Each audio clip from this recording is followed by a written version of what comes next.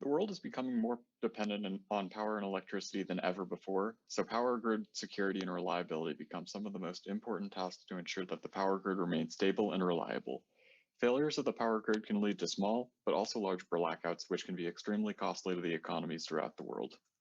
To help provide power grid reliability and stability throughout the United States, Phasor measurement units, or PMUs, have been deployed throughout the United States. These PMUs provide data regarding the current status of the power grid by providing information such as voltage angle magnitude, current angle magnitude, frequency, and rate of change of frequency. Each PMU typically samples data at 30, 60 hertz. Some have been also shown to be sampling data at 120 hertz or 50 hertz. And as seen on the figure on the right, it has been widely incorporated within Canada and the United States. So gathering PMU data alone does not make the grid more secure. With heavy deployment of PMUs and at sample rates of 30 or 60 hertz, terabytes of data are provided over long periods of time. With the help of many different types of algorithms used to process the data, PMU data helps us determine the state of the grid and identify instabilities of the grid, including line outages, transformer outages, and oscillation events. Research works have used many different algorithms to help identify instabilities in the grid, including rolling statistical calculations, artificial neural networks, or ANNs, clustering algorithms, and dimension reduction. One important consideration for PMU data analytics over older power system data analytics, such as SCADA, is that most PMUs run at 30 hertz or 60 hertz. And while most SCADA algorithms ran at basically one sample every 10 seconds or one sample every 5 seconds, which is a huge amount of difference. Algorithms that run slowly may not be able to keep up with the rate of data, which could cause instabilities in the grid to be identified after a delay. An important consideration for this is for the algorithm, because the algorithms need to keep up with the actual events going on in the grid, we need to identify the best way to make the algorithm fast. So one thing that we can do to look at this without directly altering the algorithm is determine what type of architecture to use. More specifically, should a power grid use a GPU or CPU for these algorithms?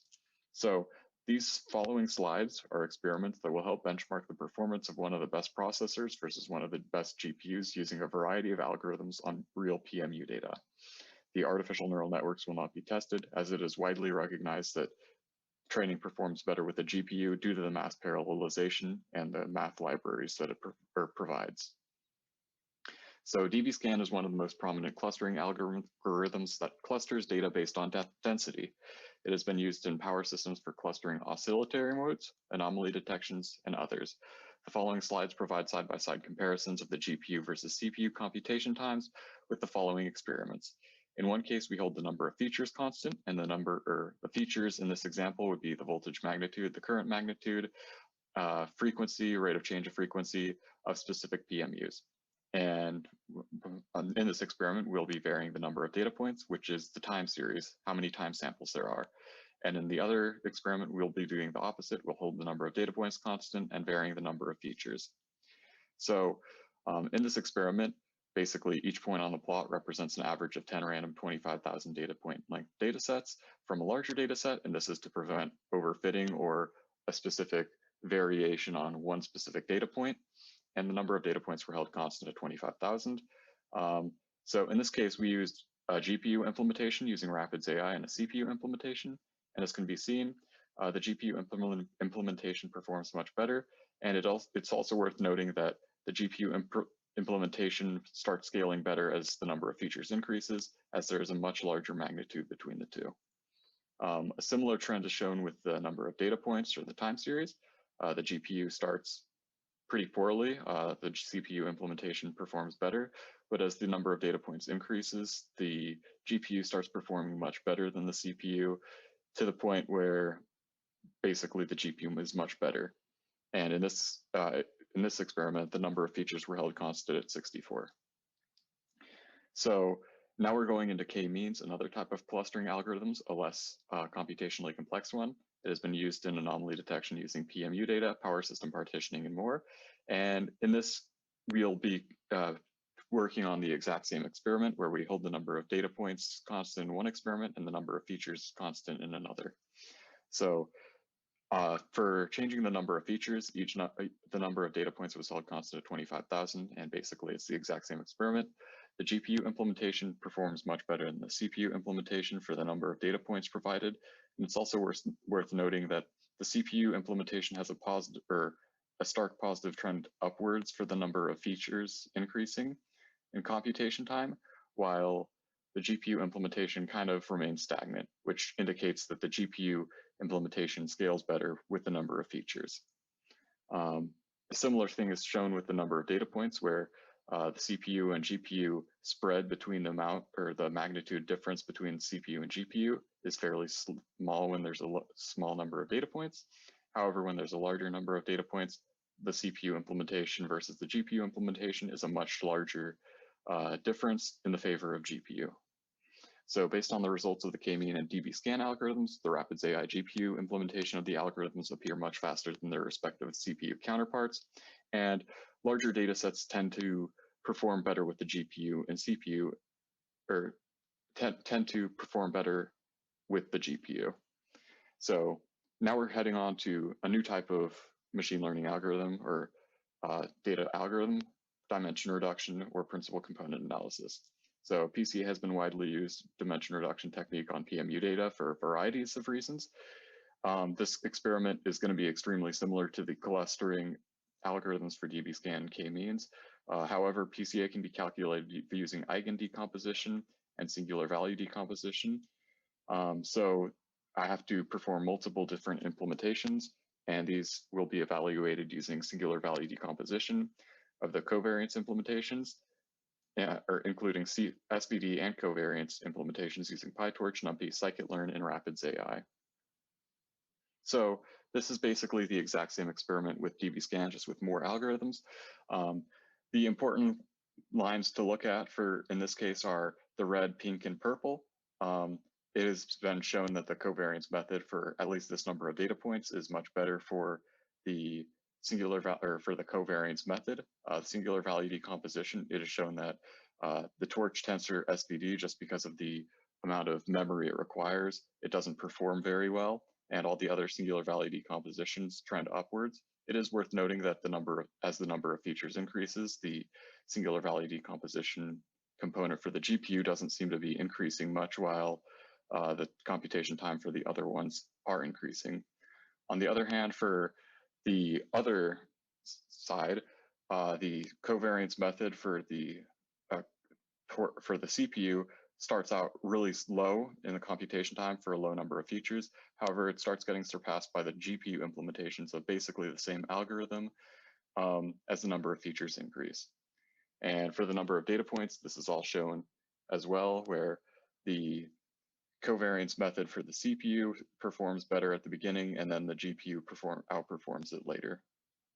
So basically, for the small data sets with small numbers of features, the CPU works best using the covariance method on PyTorch. Larger data sets or data sets with larger number of features perform best with the GPU implementation. The covariance implementation outperformed the SVD implementation, and the SVD implementation with the GPU performed poorly and quickly ran out of memory as the number of data points were increased. So that's something you have to take into consideration when using GPUs, is that they don't have as much memory or RAM as a lot of other, and it's more expensive RAM. And finally, we're doing rolling variance and rolling autocorrelation experiments. So basically rolling autocorrelation and rolling variance are extremely simple algorithms. They're basically iterative algorithms they're iterative algorithms rather than computationally complex algorithms. And we wanted to see how a CPU versus a GPU would perform on this, because CPUs tend to run better on these iterative or serial algorithms. Like the other experiment, the number of features will be held constant in one experiment and the number of data points will be held constant in the other. We'll be using the Numba compiler for CPU and GPU comparisons, along with Panda's implementation for benchmarking. For the feature analysis, the CPU implementation is much better than the GPU implementation at the beginning. However, as the number of features increase, the GPU implementation starts to perform better than the Pandas implementation and begins to converge towards the CPU implementation, suggesting that if we increase the features further, it would surpass it later.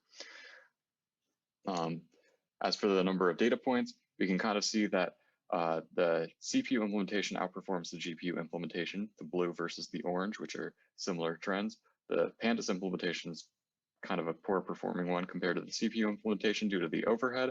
However, as the GPU implementation increases in the number of data points, the gap between the CPU and GPU implementation closes, which could indicate that the GPU implementation would probably surpass it in the future.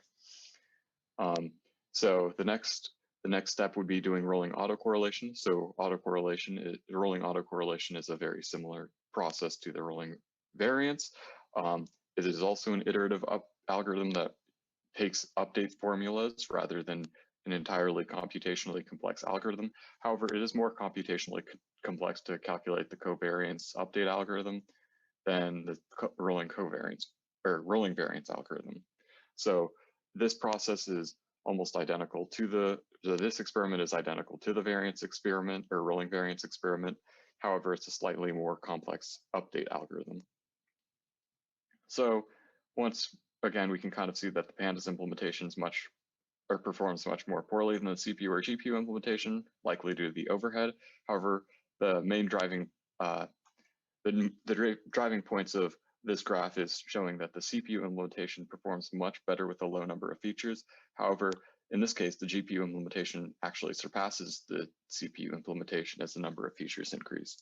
And similar to the variance case or rolling variance case too, as you increase the number of data points, the GPU implementation starts to converge towards and will likely surpass the CPU implementation as the number of data points increase.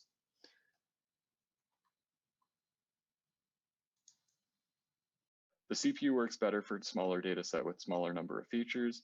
The data set increases with size and the number of features increase. The GPU implementation closes the gap. And it is worth noting that the rolling autocorrelation is a more complex algorithm than a rolling variance. So the GPU begins to outperform the CPU implementation with a smaller number of features or data points than rolling variance. So the GPU versus CPU hardware implementations of the algorithm used by utilities for data analytics and power grid stability should be considered by utilities when regarding PMU data. GPUs can improve the speed of many commonly used clustering algorithms, dimension reduction algorithms, and artificial neural networks. The extent of this advantage of GPU versus CPU implementations depends on the complexity of the algorithms and the size of the data sets. Less complex algorithms and smaller data sets, CPU implementations would be ideal. And for more complex algorithms or larger data sets, GPU implementation will be ideal. However, we're moving towards more complex algorithms and larger data sets, which could lead to more GPU usage down the road. So there are some complications. PMU-driven algorithms vary in complexity, so there's no clear choice for CPU or GPU implementations. It may also be the case where some algorithms are focused on short timescales while others are on long timescales. So in this case, it might be best to use CPU and GPU implementations. So to counter this, we're to put on like control servers and substations, we have to kind of use a combination of both. So basically this flowchart is a decision process that kind of gets us there. So our inputs would be, we use a PMU-driven algorithm to put on substation or control servers. We develop or use CPU or GPU implementations of the algorithm and compare the speed. We determine and choose this optimal implementation, and then we install the required libraries and add implementations of the algorithm to the virtual environment. And then we install the virtual environment with the required dependencies into the substation and control servers, and then run the algorithms of need. So that was the presentation. I hope this gives a little bit of insight as to whether to use GPUs and CPUs on power system analytics. It is seeming to show that with larger data sets and larger number of features in your data set, that we should eventually trend towards using GPUs more down the road. And as long as the GPU architectures keep on improving, that could be a pretty big improvement in complex or speed for power system analytics. Thank you for listening.